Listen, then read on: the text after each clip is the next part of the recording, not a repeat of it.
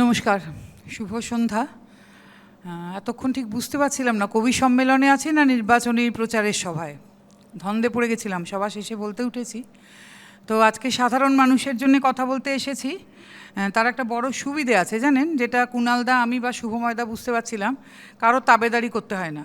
ওই আমার নির্বাচনী প্রচার সভা বানাতে হবে না এটাকে, এটা আমাদের একটা সুবিধে। আর যেটা আজকে ট্যাগলাইনের ওইখান থেকেই যাব প্রথমে, যে আজকে ট্যাগলাইনের যে প্রথম বক্তব্য ছিল যে ফাইল চুরি। তো ফাইল চুরি নিয়ে সমীরদা, পার্থদা প্রথম থেকে বলছিলেন, আবার দেবজিৎদা, শঙ্করদাদের একদম আলাদা বক্তব্য ছিল যে ফাইল চুরি একটা সাবজুডিস ব্যাপার। কিন্তু এই ফাইল চুরিতে আপনার কালকে আরেকটা ডেট আছে, আপনারা অবাক হবেন না যদি হঠাৎ শোনেন যে এরকম কিছু ঘটেনি, সেরকম একটা কোনো ব্যাপার না, খুব একটা হালকা ব্যাপার হয়ে গেল। এখানে আমি একটা কথা বলবো, সমীরদা বলছিলেন না যে কোনো নির্বাচনের আগে আমাদের এখানে সিবিআই, ইডি সবাই হানা দেন, পরপর বলছিলেন 19, 21, 24। তো আমাদের কি হয়েছে বলুন তো, আসলে আমরা সাধারণ জনগণ তো বুঝি কম, মানে আমাদের যেটা দেখি আমরা সেটাতেই আমরা বুঝতে পারি, রাজনৈতিক গভীর খেলাগুলো বুঝে উঠতে পারি না। এখন হঠাৎ মাঝে মাঝে মনে হয়, মাঝে মাঝে দেখবেন একটা সেটিংয়ের কথা ওঠে, আজকাল মনে হতে শুরু করেছে যে এটা আবার রাজনৈতিক সুবিধে দেবার জন্যই এরকম হয় না তো।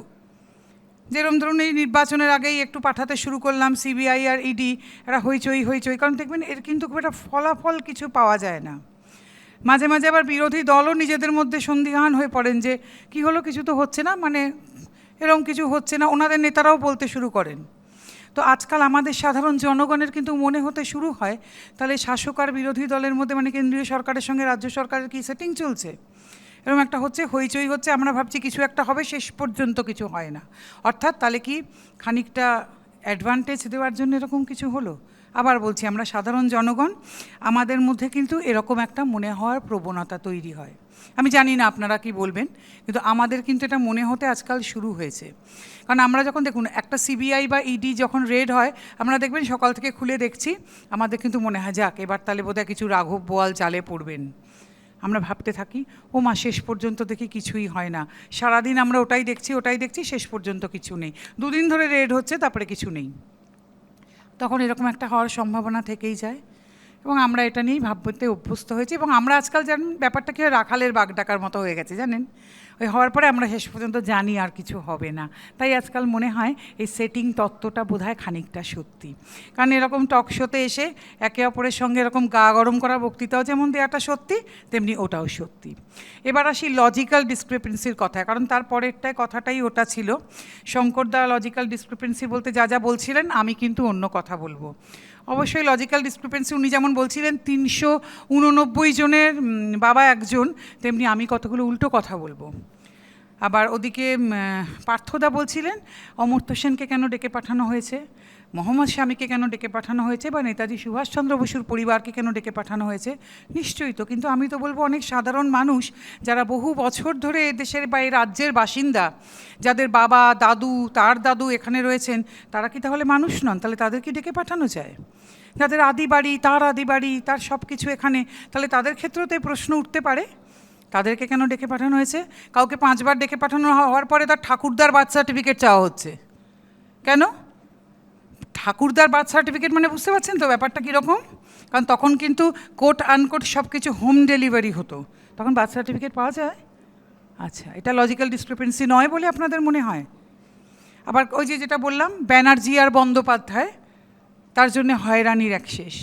আচ্ছা, চন্দ্রর একটা মানে স্টপ রয়েছে আর কোথাও নেই, হয়তো আপনার যেই প্রামাণ্য তথ্য আপনি নিয়ে গেছেন সেখানে হয়তো ওই ফুটকিটা নেই আর ওনার কাছে আছে, সেই জন্য আপনার হয়রানি হচ্ছে। তো এগুলো লজিক্যাল ডিসক্রিপেন্সি নয় আপনারা বলতে চান?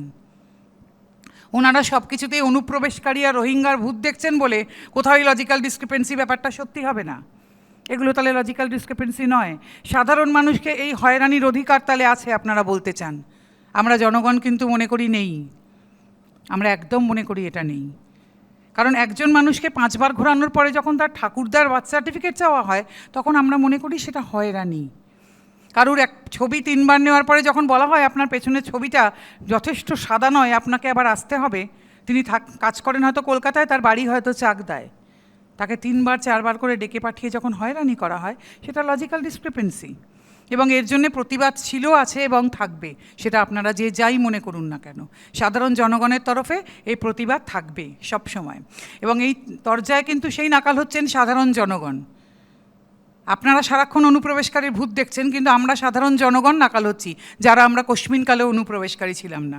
এবং এই লিস্ট বাদ যাবার পরে আপনারাও মনে রাখবেন, আপনাদের কিন্তু দায় থাকবে কতজন রোহিঙ্গা, কতজন অনুপ্রবেশকারীকে আপনারা বাদ দিতে পারলেন, যেই আপনারা মনে করেছিলেন গর্তের মধ্যে কার্বলিক অ্যাসিড ঢেলে দেওয়ার পরে কিলবিল কিলবিল করে সব বেরিয়ে আসছে। শুভময় ধার ভাষায় বলবো, আবার এক্ষুনি আমাকে ওই তিনু মাকু এগুলো বলে দেখে দেবেন না, কারণ আপনাদের ভাষায় তো অন্য কিছু বললেই আমরা দেশদ্রোহী। এগুলো দেখে দেবেন না, কারণ আমরা কেউ তাই নই। আমরা সাধারণ জনগণ, আমাদের এই প্রশ্নগুলো ছিল, আছে এবং থাকবে। কেমন? আর এরপর ধর্মের কথায় আসি। আমরা এতকাল ছোটোবেলা থেকে জেনে এসেছি কি বলুন তো, ধর্ম মানে যা আমাদের ধারণ করে রাখে। আজকে অনেক বড়োবেলায় বা বুড়ো হওয়ার মুখে এসে শিখতে বসলাম ধর্ম, যেটাতে নিয়ে বেশাতি হয় সারাক্ষণ। আর মজার বিষয় জানেন, ভারতবর্ষের মতন একটা দেশে এসে দেখলাম ধর্মটা শুধু ভাগ হয়ে গেল হিন্দু আর মুসলিমে। কেন? ভারতবর্ষে তো খ্রিশ্চান আছেন, বৌদ্ধ আছেন, শিখ আছেন, জৈন আছেন, কই তাদের কথা তো আপনারা বলেন না। ভারতবর্ষটাকে ভাগ করে দিলেন হিন্দু আর মুসলিমে, শুধু মন্দির আর মসজিদের কথা হচ্ছে। কেন? চার্চ, গুরুদ্বারা বা অন্য কিছুর কথা হচ্ছে না তো? কেন বলুন তো? মানে আপনারা কিন্তু ধরেই নিয়েছেন শুধু এই দুটো ধর্ম আছে ভারতবর্ষে। কিসের জন্যে? এরকম তো কথা ছিল না। ভারতবর্ষ চিরকাল তো সর্বধর্ম সমন্বয়ের দেশ। তাহলে আমরা এই বাড়িটা মানবো কেন? সাধারণ জনগণের কথা বলছি। আমি আজকে জানতে চাই যে সাধারণ জনগণ কি এগুলো চান, চেয়েছেন কোনো দিনও? আমার তো ব্যক্তিগত বিশ্বাস, সাধারণ জনগণ যে কোনো ধর্মের উগ্রবাদিতার বিপক্ষেই ছিলেন চিরকাল, আজও তাই থাকবেন। আমি তো আজকে সাধারণ জনগণের কাছে প্রশ্নের উত্তর চাই, যে আমরা যারা সাধারণ জনগণ, যারা কোনোদিন ধর্মের বেশাতি করতে চাইনি, তারা হিন্দু বলুন, মুসলিম বলুন, শিখ বলুন, জৈন বলুন, খ্রিস্টান বলুন, সব ধর্মের উগ্রবাদিতার বিপক্ষেই কথা বলেছি চিরকাল। আমরা শান্তিতে থাকতে চেয়েছি, সবাই একসঙ্গে থাকতে চেয়েছি। আমরা কোনো দিন জানিনি যে এখানে এই জিনিসগুলো হবে।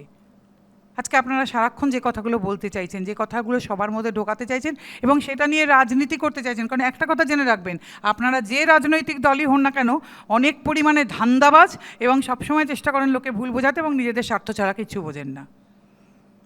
এ ব্যাপারে কোনো সন্দেহ নেই। আপনারা কিন্তু নিজেদের স্বার্থ ছাড়া একটা পাও বাড়ান না। আপনারা কোনো দিন কোশ্মিনকালে জনগণের কথা ভাবেননি, কোনো দিন ভাবেননি, কি সে মানুষের ভালো হবে ভাবেননি, যেরকম কুণালদা বলছিলেন। আজকে এদেশের কর্মসংস্থান, শিক্ষা, স্বাস্থ্য, মানুষের অধিকার নিয়ে আপনারা কোনো দিন ভেবেছেন? এখানে মানুষের বেসিক অধিকারগুলো কিভাবে লঙ্ঘিত হয় কোনো দিন ভেবেছেন? আজকে যে শুনুন, আমি পুরুষ মানুষ নিয়ে কাজ করি, কিন্তু আজকে একটা কথা বলতে বাধ্য হচ্ছি, যে এই নারীর অধিকার নিয়ে আপনারা এত বড় বড় কথা বলেন, এদেশে সেই বেসিক নারীর অধিকার নিয়ে সত্যি সত্যি কাজ হয়েছে? শিশুদের অধিকার নিয়ে কাজ হয়েছে? সিনিয়র সিটিজেন নিয়ে আপনারা কিছু ভেবেছেন? খালি বড় বড় কথা বলেন। পুরুষ মানুষ তো ছেড়ে দিন, বানের জলে ভেসে এসছেন, তাদের দিকে কেউ তাকাননি আপনারা কোনো দিনও। কারোর জন্যে ভেবেছেন আপনারা সত্যি সত্যি? বেসিক যে অধিকারগুলো মানুষের, শিক্ষা, স্বাস্থ্য, খাদ্য, বাসস্থান, কতটুকু ভেবেছেন আপনারা এই নিয়ে কোনো রাজনৈতিক দল? আপনারা শুধু নিজেদের স্বার্থসিদ্ধি ছাড়া কিচ্ছু ভেবেছেন? সেই জন্য আজকে যে ট্যাগ লাইন, সত্যিই তো তাই। আপনারা, আর এখন একটা নতুন তার মধ্যে জুড়েছে মন্দির মসজিদ। আপনারা একটা ভোট আসলেই তার আগে এগুলো শুরু করেন যাতে ভোটটা পাওয়া যায়। কিভাবে ভোটটা পাওয়া যায় তখন শুরু হয়ে যায় তার তরজাটা। সেই তরজায় জনগণ গেলেন, থাকলেন, বাঁচলেন, মরলেন, আপনাদের কিচ্ছু আসে যায় না। আপনারা কোনো দিন আমাদের নিয়ে ভাবেননি, আমাদের সন্তান সন্ততি আমরা কিভাবে থাকবো, আমরা বাঁচবো, আমরা মরবো, কিছু আসে যায় না তো আপনাদের। আপনাদের গদিটা ঠিক থাকলেই হলো।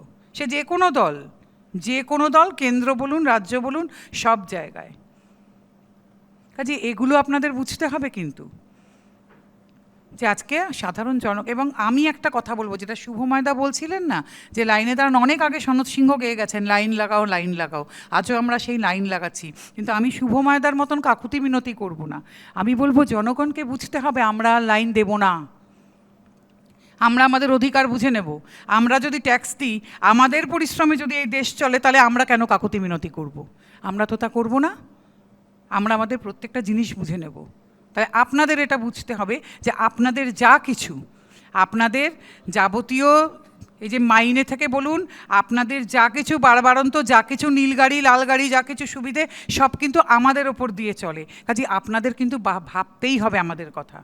তা যদি না ভাবেন, তাহলে আমাদের ভাবতে হবে আমরা কি করব। এবং আমি তার জন্য বলবো না জনগণকে আপনারা হাত জোর করুন, আমি বলবো আপনারা মাথা উঁচু করুন। আপনারা চিন্তা করুন এবার ভোট বাক্সে ভোট দেবার আগে যে সত্যি সত্যি কাকে ভোটটা দেওয়া যায়। এবং সেই ভোট দেওয়ার পরে নিজেদের অধিকার আদায়ের চেষ্টা এবার নিজেরা করুন, হাত জোর করে কাকুতি মিনতি করে না, কারণ এটা আপনার অধিকার। এগুলো পাবার জন্য আপনাদেরকেই লড়াই করতে হবে, কেউ কিচ্ছু করে দেবে না। সেজন্য মাথা উঁচু করে বাঁচুন। আর আপনাদেরও বলতে চাই, যারা এই রাজনৈতিক দল সারাক্ষণ এই জিনিসগুলো করছেন, রাজ্যের ভালোর জন্যে কখনো কোনো দিন আপনারা একসঙ্গে হাত মিলিয়েছেন যে এটা আমাদের রাজ্যের ভালো, এই জন্যে আমাদের সব বিরোধ ভুলে একত্রিত হওয়া উচিত? কোনো দিন আজ পর্যন্ত মেলাতে পেরেছেন? আজ পর্যন্ত টিল ডেট, আমি শুধু পশ্চিমবঙ্গের কথা ধরছি, তার ইতিহাসে যে এটাতে আমাদের রাজ্যের ভালো হবে, চলুন আমরা সব দল বিভেদ ভুলে একত্রিত হই, কোনো দিন পেরেছেন আজ পর্যন্ত হতে? কোনো দিন তো আপনারা পারেননি। তার মানে রাজ্যের মানুষের কথা আপনারা কোনো দিন ভাবেননি, নিজেদের স্বার্থ ছাড়া জিয়ে রাখতে চেয়েছেন সব কিছু। তাহলে জনগণকে এটা বলতে চাই যে আপনারা মাথা তুলে দাঁড়ান, আপনাদের অধিকার আপনাদের বুঝে নিতে হবে কড়ায় গণ্ডায়। আর সমস্ত রাজনৈতিক দলকে বলতে চাই যে জনগণ কিন্তু সবার ওপরে, জানেন তো? এই জনতা জনার্দন যদি কোনো দিন মনে করেন যে আপনাদেরকে আর এটা করতে দেবেন না, সেদিন আপনাদের জন্য কিন্তু সমূহ বিপদ। আর সেদিন যদি সত্যি এসে দাঁড়ায় রেভলিউশন, জানেন তো এভাবেই আসে, কিন্তু বিদ্রোহ কিন্তু হঠাৎ করে একদিন দৌড়ে চলে আসে না, ওটা এভলিউশনের মতোই হয়। কাজে সেদিন কিন্তু বড় ভয়ঙ্কর। কাজে তাই বলে না একটা বাংলা কথা, সাধু সাবধান। আপনারাও কিন্তু একটু সাধু সাবধান হন। এই ধর্মীয় বিভেদ, হিন্দু ধর্ম তো একটা আফিমের মতন। শিক্ষা খাতে খরচা কমিয়ে দিলেন কেন্দ্রীয় সরকার, কেন? মানুষ যত বেশি জানে তত কম মানে, তাই মানুষকে কম জানাতে চাইছেন, তাহলে বেশি মানবে আপনাকে, সেজন্যে।